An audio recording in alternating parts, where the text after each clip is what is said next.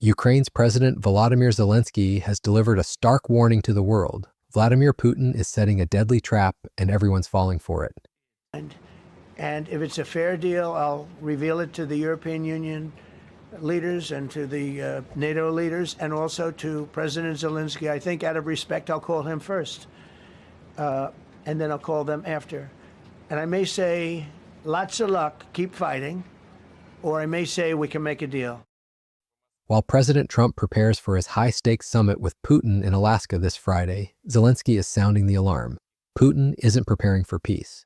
He's preparing for war, and the evidence is mounting that this entire negotiation is nothing more than an elaborate deception designed to achieve through diplomacy what Russia couldn't achieve through military force alone. What makes this moment particularly dangerous is what Trump revealed on Monday about the potential terms of any agreement. There'll be some land swapping going on. Alaska on Friday, and now we may have an idea as to the terms that could be discussed in that meeting. He told reporters yesterday it could involve a land swap. Listen. It's very complicated, but we're going to get some back. We're going to get some switched. There'll be some swapping of territories to the betterment of both. But Ukrainian President Volodymyr Zelensky is already turning down that idea. He says he is ready to work with Trump, but says his people will not give up their land. We are ready to work together with President Trump, together with all our partners, for a real and, most importantly, a lasting peace, a peace that will not fall apart because of Moscow's wishes.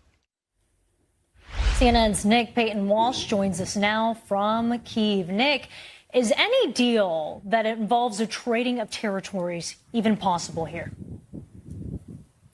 Trump's words sent shockwaves through Ukraine, where citizens are already panicking at railway stations over reports that their government might be forced to give away the eastern Donbass region. But Zelensky's response was immediate and unequivocal. Ukraine will not give up their land to the occupier, and any peace that involves territorial concessions is no peace at all.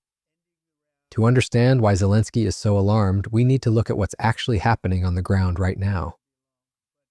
According to Ukrainian intelligence and military commanders, Russia isn't scaling down its operations or preparing for a post-war scenario. Instead, they're doing the exact opposite, redeploying troops and forces in ways that suggest preparations for new offensive operations. This isn't speculation. This is hard intelligence from Ukraine's frontline commanders who are watching Russian movements in real time. Ukraine's military spokesperson for the southern frontline sector, Vladislav Voloshin, has confirmed that Russia is moving military units in the Zaporizhia region specifically for further assaults. This isn't random troop movement, this is strategic positioning for continued warfare. Zelensky made it crystal clear in his Monday night video message that there is no indication whatsoever that the Russians have received signals to prepare for a post-war situation. On the contrary, they are redeploying their troops and forces in ways that suggest preparations for new offensive operations. If someone is preparing for peace, this is not what they do. But here's where Putin's strategy becomes even more insidious. By agreeing to meet with Trump in Alaska, his first visit to American soil in over a decade, Putin is creating the appearance of diplomatic progress while simultaneously preparing his military for expanded operations. The symbolism isn't lost on anyone. Alaska was once Russian territory sold to the United States in 1867, and Russian nationalists have recently been claiming they want it back. Putin's approach to these negotiations reveals his true intentions. He refuses to meet with Zelensky directly because he doesn't recognize Ukraine as a sovereign nation or Zelensky as a legitimate president. Instead, he wants to keep Zelensky as what experts call a rogue figure, someone to eventually replace with a Russia-friendly leader. This is Putin's playbook: use diplomatic meetings as propaganda victories while never actually changing his fundamental approach to the conflict. Said he eventually wants a trilateral meeting that involves the Ukrainian President Volodymyr Zelensky. And we know that this idea was floated by Steve Witkoff, Trump's White House envoy, during his August 6th meeting with Putin. And he's been there 5 times already this year. But the Russians have so far shrugged off that idea. Why would Putin be so reluctant to meet Zelensky directly? Oh, there are a number of reasons, but I think that, a couple major ones. If Putin sits down with Zelensky, it is recognizing him as the leader of another country. And Putin, number one, doesn't consider Ukraine an independent sovereign nation. And he certainly doesn't consider Zelensky a legal president. The historical parallels are impossible to ignore, and they're deeply troubling. Congressman Don Bacon made the comparison crystal clear. He should not be offering land for peace, Ukrainian land, and he should have President Zelensky at the table. You know, it's too reminiscent of 1938 when the Prime Minister of Great Britain and the leader of France met with Hitler and, you know, gave away Sudetenland of Czechoslovakia and came back so they had peace in our time. We don't want that. Any negotiation has to have Zelensky at the table, and we have to force Putin to agree to that. He doesn't want to have Zelensky at the table. He doesn't want people to see Ukraine as an equal to Russia, or Zelensky is an equal leader to Putin. And so that vision or that image is something he does not want. But we can't be giving concessions to Russia and rewarding an invasion, bombing cities, commit all these war crimes that Putin has done. And so I hope we see a Trump that we've seen in the last month, not the President Trump that we've seen the first 7 or 8 months of his presidency, where I thought he was way too weak on Putin. And so we want to see a stronger Trump standing up for freedom and standing on the right side of this war. This is reminiscent of 1938 when European leaders met with Hitler and gave away Czechoslovakian land. We're potentially repeating one of history's gravest mistakes, negotiating away a sovereign nation's territory to appease an aggressor. What makes this situation even more alarming is that Ukraine has been largely sidelined from these crucial talks. Zelensky's frustration is palpable and justified. The war cannot be ended without us, without Ukraine. President Trump announces that he is preparing to meet with Putin in Alaska, very far away from this war that is going on in our land, against our people, which still cannot be ended without us, without Ukraine. The relevant Ukrainian territorial issue is already in the constitution of Ukraine. No one will and cannot retreat from this. Ukrainians will not give their land to the occupier. Ukraine is ready for real solutions that can bring peace. Any decisions that are against us, any decisions that are without Ukraine, they're also decisions against peace. They will not work. These are dead solutions. They will never work.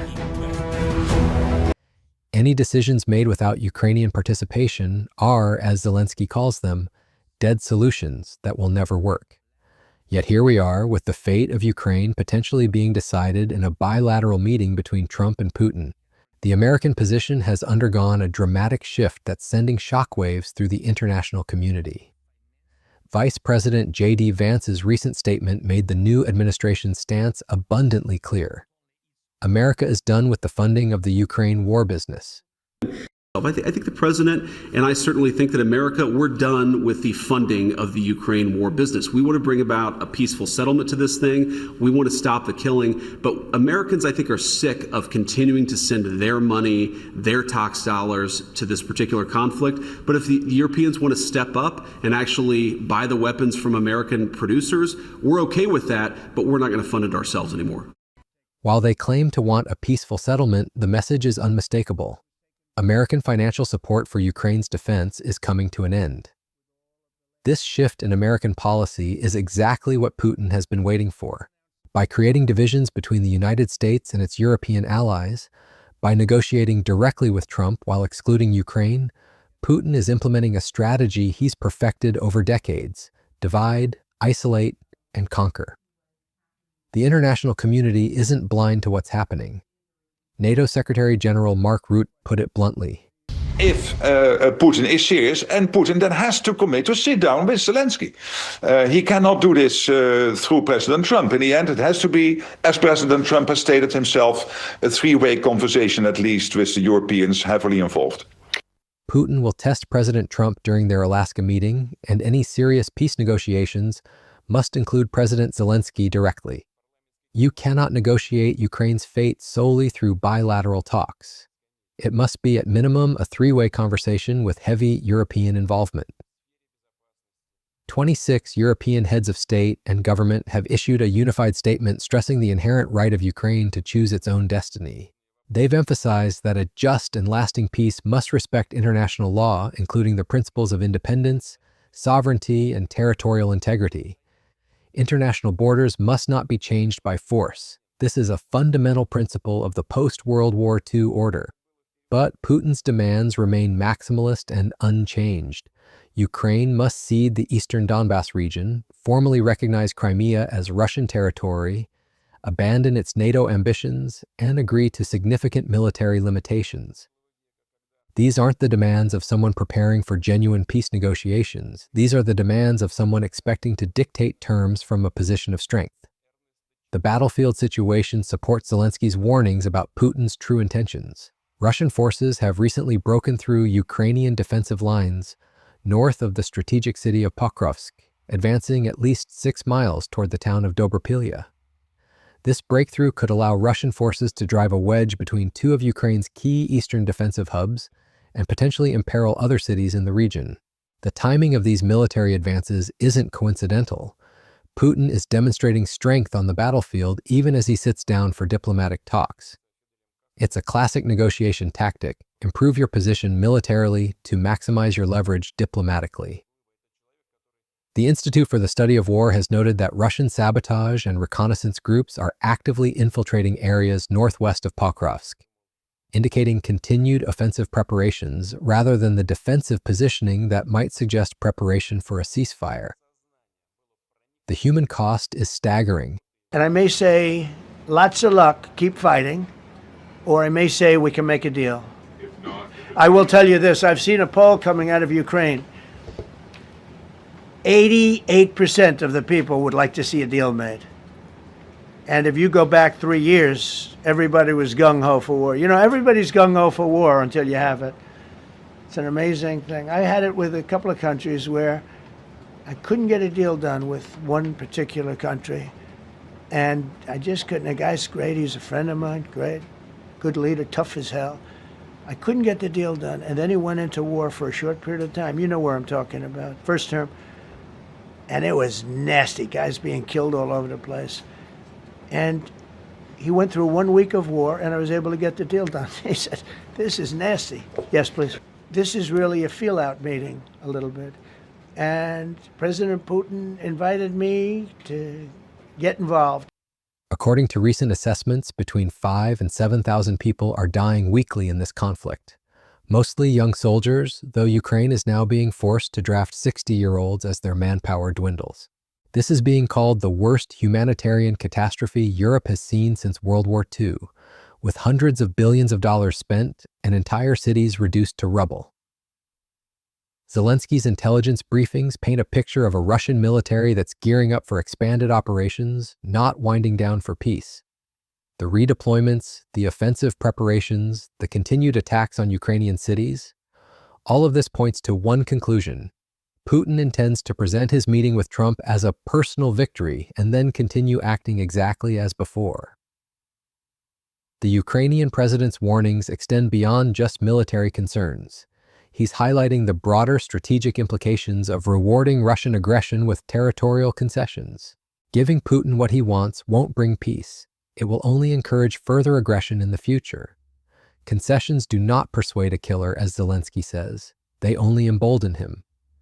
European leaders share these concerns. EU Foreign Policy Chief Kaja Kallas has stated that Putin is just pretending to negotiate and is trying to circumvent Trump's threat of further sanctions. In order to have any deal implemented, you need Europe and you need Ukraine. Without them at the table, any agreement is meaningless theater. The stakes of Friday's Alaska summit couldn't be higher. If Trump accepts Putin's proposals without Ukrainian input, it could fundamentally alter the nature of the conflict and potentially legitimize territorial conquest through military force. This would set a dangerous precedent that could encourage similar aggression elsewhere in the world, undermining the entire international order that has maintained relative peace since 1945. What happens in Alaska on Friday could determine not just the future of Ukraine, but the future of international law and the principle that borders cannot be changed by force. Zelensky is warning the world that Putin's apparent willingness to negotiate is actually part of a larger deception, a trap designed to buy time, avoid consequences, and prepare for expanded warfare. The question now is whether the international community will heed Zelensky's warnings or fall into Putin's carefully laid trap. The Ukrainian president has made his position crystal clear. Ukraine will not cede territory, will not abandon its NATO aspirations, and will not accept limitations on its armed forces. These red lines aren't negotiable, regardless of what Putin and Trump discuss in Alaska. As the world watches Friday's summit, Zelensky's warnings serve as a crucial reminder that Putin's track record suggests any apparent diplomatic breakthrough should be viewed with extreme skepticism. The Russian president has used similar tactics before, appearing to engage diplomatically while preparing militarily for continued aggression. The pattern is clear, the evidence is mounting, and Zelensky is determined that the world won't ignore it this time.